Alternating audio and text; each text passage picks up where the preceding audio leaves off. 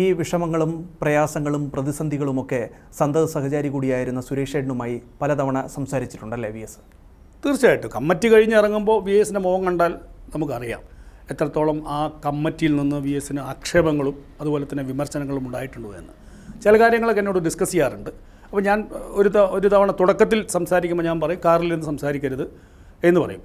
അതിനുശേഷം cliff ഹൗസിലെത്തിയാലും cantonment ഹൗസിലെത്തിയാലും കമ്മിറ്റിയിൽ വിമർശിച്ച ആ പ്രയാസങ്ങൾ ഷെയർ ചെയ്യാറുണ്ടായിരുന്നു.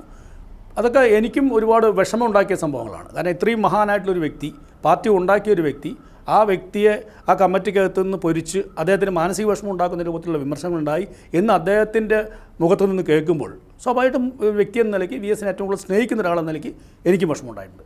ഈ മൂന്നാർ കയ്യേറ്റം ഒഴിപ്പിക്കാൻ വേണ്ടി 3 പൂച്ചകളെന്നറിയപ്പെടുന്ന ഉദ്യോഗസ്ഥരെ നമുക്കറിയാം. അപ്പോൾ ഇതിനകത്ത് രത്തൻ യു കേൽക്കർ എന്ന് പറയുന്ന അന്നത്തെ ദേവികുളം സബ് കളക്ടർ അനധികൃതമായി ഇടപെട്ടിട്ടുണ്ട് എന്നുള്ള വിവാദം കൂടി ഇതിനെ ചുവട് പിടിച്ചുകൊണ്ട് വരികയും കൂടിയാണ്.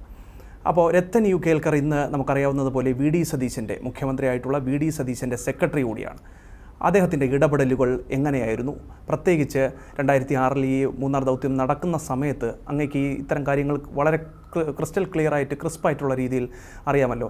അത്തരത്തിൽ എന്തെങ്കിലും നമ്മൾ ഇതുമായി ബന്ധപ്പെട്ട് സംശയിക്കേണ്ട സാഹചര്യമുണ്ടോ? കാരണം കഴിഞ്ഞ കുറേ നാളുകളായി തന്നെ രത്തൻ യു കേൽക്കറുമായി ബന്ധപ്പെട്ട് വിവാദങ്ങൾ ഉണ്ടായിക്കൊണ്ടിരിക്കുകയാണ്. അദ്ദേഹം തുടക്കക്കാരനായിട്ടുള്ളൊരു IAS ഉദ്യോഗസ്ഥനായിരുന്നു. അപ്പോഴാണ് ദേവികുളം സബ് കളക്ടറായിട്ട് വരുന്നത്.